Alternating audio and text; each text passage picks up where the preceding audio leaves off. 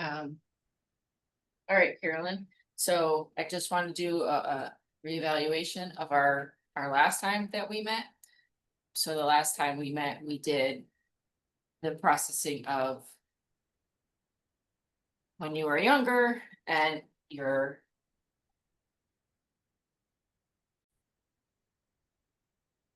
So the last time we met, we did the memory of you learning math and being quizzed by your dad and not getting the answers right. So since we've done that memory, have any like new memories come up, or you've had any dreams or anything like that? Um, Not really about that, and like had some other things. I actually saw my dad a lot because my grandma's not doing well, so like we actually had like really good conversations and like good stuff. So I think that feels like um better. And a different memory that came up that's like kind of related, but it came up when I was on a trip, and um I have like a big scar on my knee because I tore my ACL when I was skiing once, and someone was asking me about it because they hadn't seen me in like shorts before because we were at the beach. It was my brother-in-law, and I noticed that when I was telling him the story, I was like really choking up and getting like emotional, just like telling him what happened. And so it's kind of related to like the not enough and like a lot of negative beliefs about myself, but that memory kind of came up a couple times of being in like a ski accident. So when you think about the feeling of like I'm not enough, would you say that that is more or less active? With that memory, or Yeah, in general. yeah, I think it comes up. Yeah, it comes up in a lot of different areas of my life. Um, Okay. so yeah, definitely still present. Okay. Yeah. Yeah, or just like being kind of, yeah, not being enough, having like made mistakes, or yeah, not to me, it's kind of an imperfection, not being perfect or something like that is kind of tied into like the not enough. Okay. When you think about that image, going back to learning math with your dad, Mhm. when what is the image that is the worst part of that memory now? Um, I, I guess it's like still that image of like him timing me, like to go faster. Um, it was like these mad minute, you're supposed to like answer these multiplication tables really fast. And yeah, so he would like clap by like timing, and it was like very stressful. Yeah. But when you think about that, what emotion are you feeling right now? I think it's like stress, right? It feels tense. Hmm. Yeah. Yeah, it just feels like overwhelming, I guess. And so on a scale of 0 to 10, how disturbing does that feel right now? Um, Maybe like a 2 or a 3. It's more just kind of like ugh, like discomfort than maybe. I mean, I guess that is just disturbance, but I think last time it was making me tearful, like it was making me sad. Now it's just like, oh, that sucked. Yeah, So what I yeah. normally would do is, and because I know we have to go into the restricted processing, so just for Mhm. training purposes, because there's still is a disturbance there, I would go right back to phase Mhm. 4 and just kind of like go back and Yeah, try to get it through done. Yeah, processing. that makes sense. But so I'm just gonna pause real quick. All right, so this time we're gonna go to more of the restricted processing. And the memory that we decided to do today is the ski accident. Um, so to process with the restricted protocol, I would like to invite you to tell the story of the experience out loud from just before the event to the current moment. And I'm gonna have you switch over. Can you see the dot? Yeah. Hmm. Right, and so I'm gonna have you switch over, and I'm just gonna say that again because it didn't feel that well. All right. So I would like you to invite you to tell the story of the experience out loud from just before the event to the current moment. and then watch the dot. And let me know when you're finished. Okay. So yeah, this was 2013. I was a senior in college. My family always went skiing in Colorado, Breckenridge, just the ski resort in Colorado. Um, this was like the very last run of our trip. This was spring break of my senior year of college. I was following my sister down a mountain. She's like a really good skier. I'm not that good of a skier, kind of would get distracted. Um, but I kind of went off like a mogul, like a little jump. It was really powdery snow. I don't know if you ski, but it was like really thick, heavy powdery snow. Um, and yeah, I landed with kind of my ski in the snow, and then my ski got stuck in the snow, and then I kept going, and my knee, like I heard this pop that I can still hear, um, which I didn't know, but it was my ACL tearing. But I just heard this pop. I fell. My sister is way ahead of me. She's gone down the mountain. I'm kind of alone on this mountain. I'm like, oh shit. And so I try to get up and put weight on my knee, and I immediately fall over.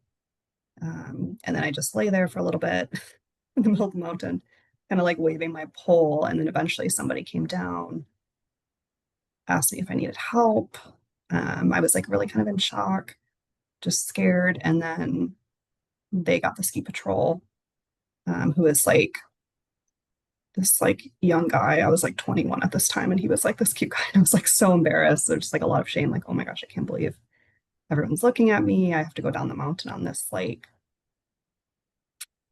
I don't know, like little bed, and went all the way down to the mountain, and then had to like go to the first aid and everything. And there's kind of this period where I like couldn't get in touch with anybody.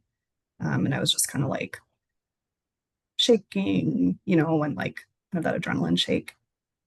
And then eventually I got in touch with like my parents or my sister, I can't really remember. And they knew where I was, and then had to go through like x-ray and get a brace and everything. So that was kind of the accident. Uh, Up until now. And so, eventually I went home, had to get surgery. I was supposed to do like Peace Corps. I was supposed to leave after I graduated college, and I couldn't go. And so it really like shaped a lot of my life direction after that point. But really the accident is what it's kind of hard to talk about. I can still like hear that pop and everything, but I haven't been skiing since. My family goes skiing. And when they ask me about it, I just can't even think about doing it again, or like putting boots, like ski boots on and being like stuck like that. Ugh. So I don't know where to end the story, but that's kind of how it is today. And the other day, somebody asked me about it because they saw my scar. And I was like telling the story, and the same thing, like I was getting kind of choked up, and just I like kind of discomfort and notice like, oh yeah, that's still, ugh, it still kind of impacts me. I think that's it.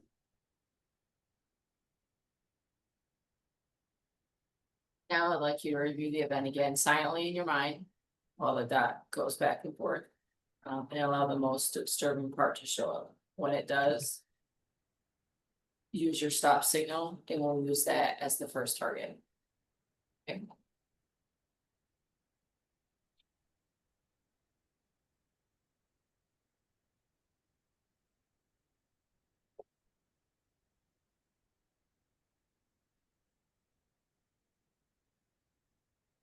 When you bring up that, when you bring that up, what image is the worst part? It's like this image of, I'm sure I didn't see this, but the image I have is my ski being stuck in the snow, and me, my body is still going. It's like my body's in motion and my ski is stuck. What And I words guess like go? it goes with feeling like hearing that pop, that popping sound. So what words go best with that picture that express the negative belief about yourself now? Um, I'm doing this wrong. Uh, I'm not safe. I'm vulnerable, maybe.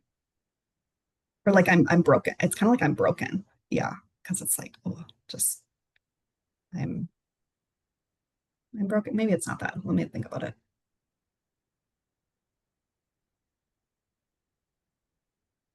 Yeah, it's kind of like I messed up. You know, there's some sense of blame there. Like it was my fault. What would you rather believe about yourself now? Um, Accidents happen. Uh, you know, I couldn't have known that was going to happen. I didn't try to make it happen. Yeah, just like yeah, accidents happen. I didn't do it on purpose, or it wasn't Wasn't really my my fault. fault. Mhm.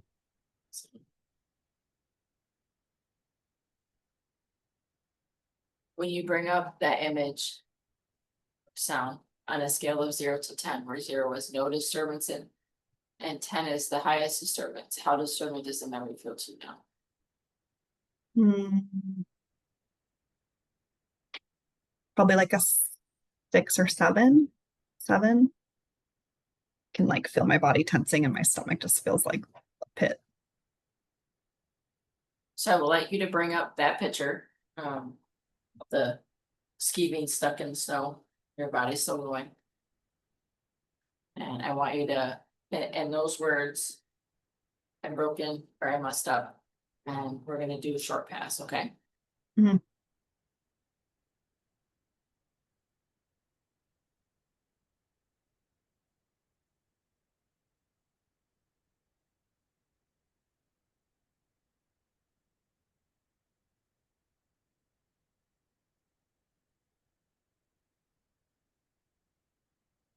When you bring up that image and sound on a scale of 0 to 10, how disturbing does that feel to you now?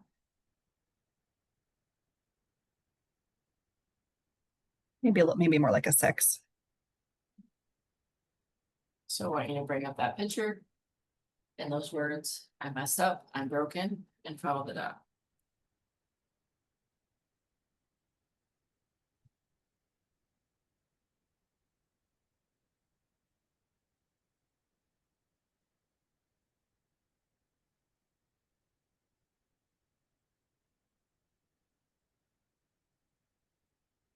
Okay, so when you bring up that image and sound on a scale of 0 to 10, how disturbing does it feel to you now?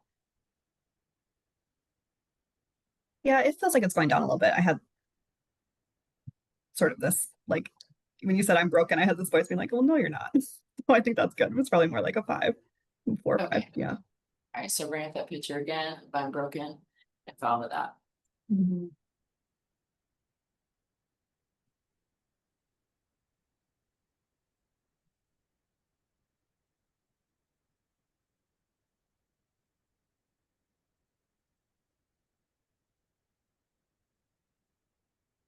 Okay, so when you bring up that image and sound on the scale of 0 to 10, how disturbing does that feel to you now? I think it's probably like a 4.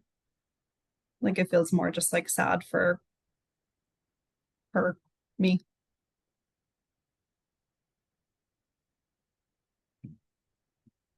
So now I'd like you to review the episode again silently and tell me whatever comes up as the next worst part, and we'll use that as the next target, okay?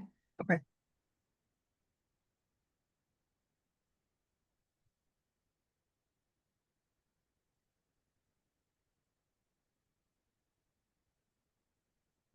Okay. Yeah. So what's coming up now? It's like after I fell, the image is like getting up and falling again and kind of the realization that I'm like alone on this mountain.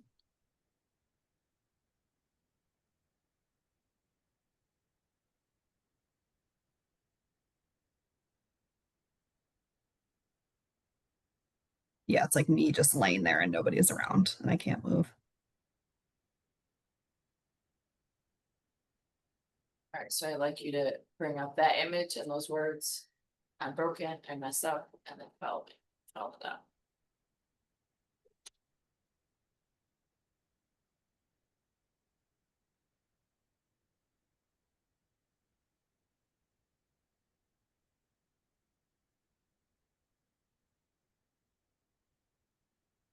When you bring up that image and sound on a scale of 0 to 10, how disturbing does it feel to you now?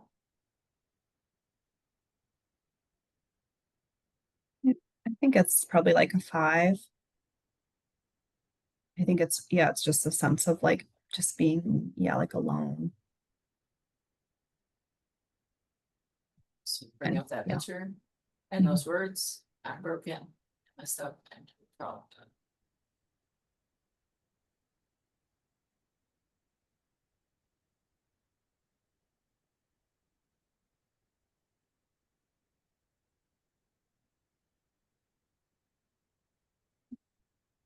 When you bring up that image on a scale of 0 to 10, how disturbing does it feel to you now?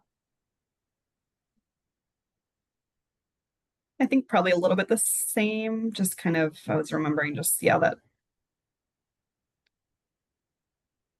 yeah, like my sister wasn't there. I don't blame her for it. She thinks I do actually, but just like, but then I did remember someone came. So I'll say it's still 5, 4.5, 5. So again, bring up that picture and those words, stop, I'm broken, all that.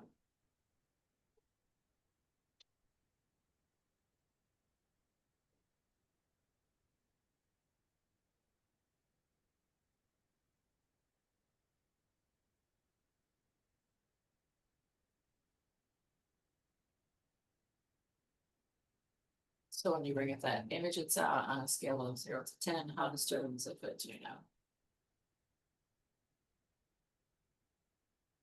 It feels kind of a little stuck there, maybe like 4.5. So we'll bring up that picture again, those words unbroken, and follow that.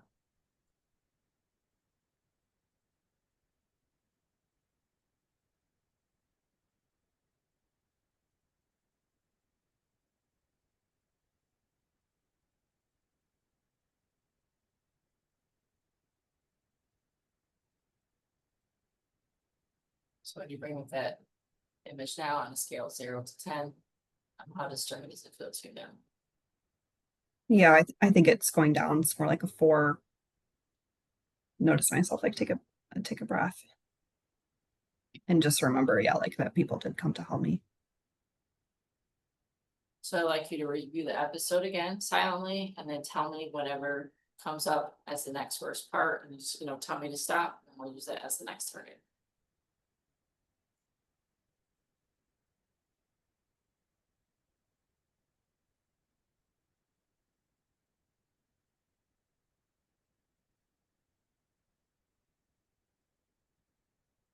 Mm.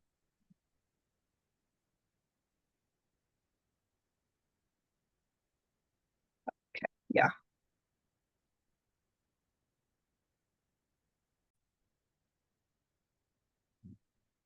All right, so the next target we picked was the image of falling again, I'm alone.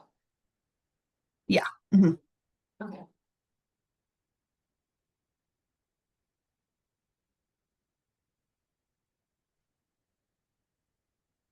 Yeah. Kind of being like by myself. So.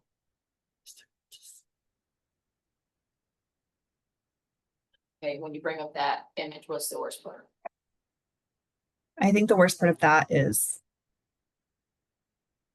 just, yeah, like be like looking around and I'm like the only one there and I just feeling really helpless, I guess. Like I couldn't move. I mean, I could move, but I couldn't ski down.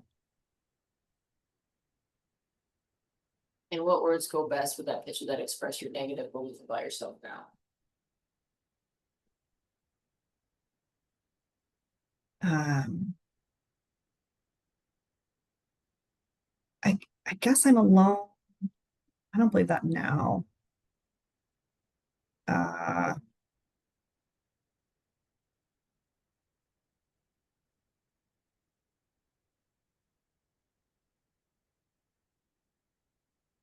yeah, there's this piece. I know I'm not supposed to talk so much, but like about in the moment, I was like, oh, my sister left me.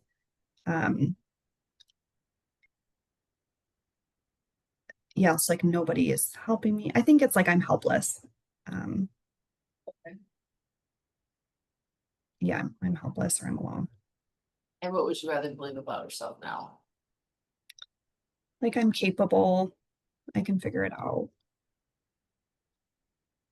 And so when you bring up that image on a scale of 0 to 10, where 0 is no disturbance and 10 is the highest disturbance, how disturbed does that memory feel to you now?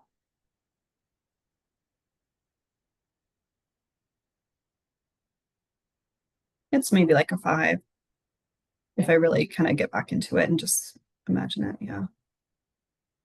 So I'd like you to bring up that image and those words. I'm alone.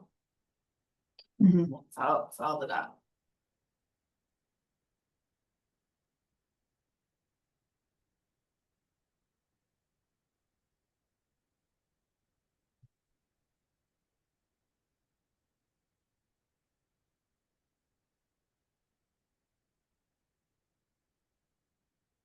And so when you bring up that image sound on a scale of 0 to 10, how disturbing does it feel to you?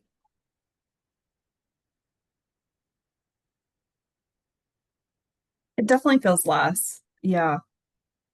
I'd say like a 4. It just feels like, um, yeah, it feels like I'm just like watching it happen. Like I don't feel as in it anymore. And I don't feel that like same tension that I was feeling before. Just for the Yeah. sake of time, we would Mhm. normally, we I'll say would go 4. back on. We would have kept going till Mhm. we completed the target, but because of the time we have. Yeah. Do the words I'm capable still fit, or is there another positive statement that feels more suitable? I think it's like,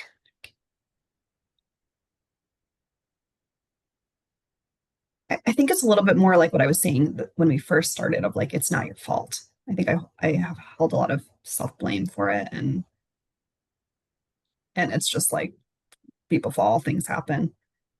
Um, it's not, Right, I think so it's not your fault. so, It's not your fault. Yeah. Mhm. so I want you to bring up that memory and those words, it's not your fault. From 1 being completely false to 7 being completely true, how true do they feel now?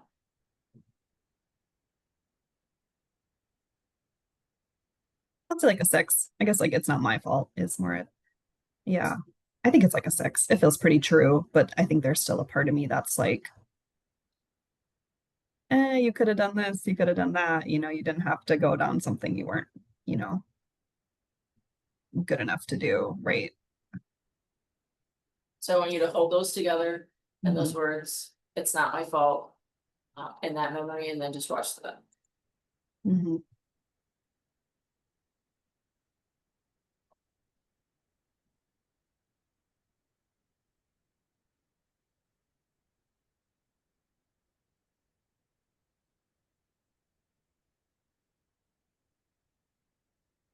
Okay, so on a scale of 1 to 7, how true do those words feel to you now?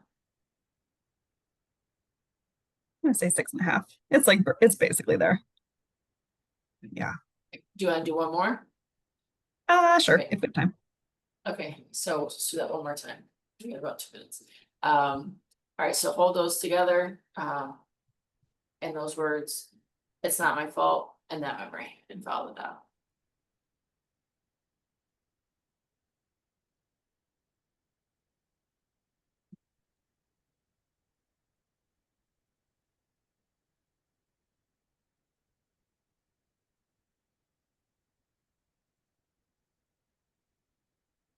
Okay, so on a scale of 1 to 7, how true do those words feel to you now?